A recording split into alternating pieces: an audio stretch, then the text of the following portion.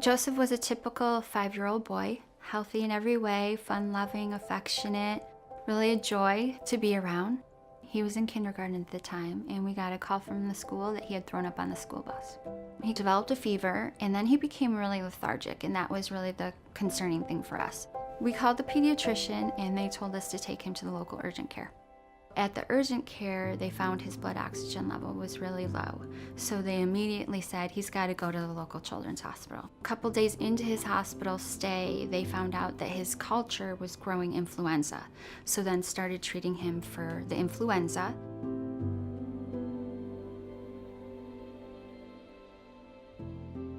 We weren't really concerned. We thought he was in the hospital, he has the flu, but no big deal, this is treatable.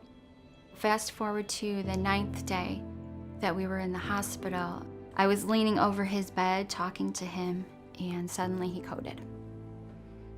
One of the nurses took me to the room next door, and while I was standing in that room, the attending doctor came in, and she was sobbing, and she just said, "I need you to come in here with me."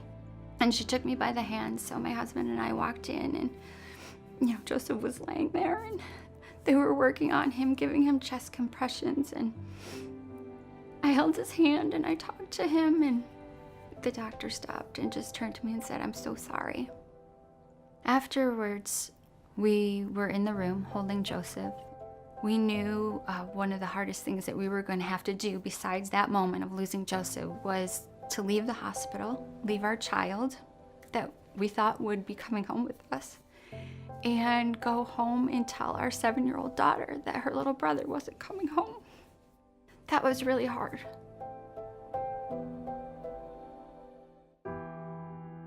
After Joseph passed away, I was obviously in a fog for a while, but really shortly thereafter, I felt that I needed to honor Joseph's memory. I needed to share my experience so that other families could know what I didn't know before losing Joseph.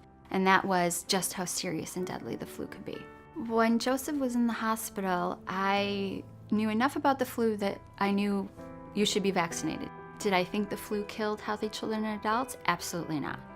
Absolutely not.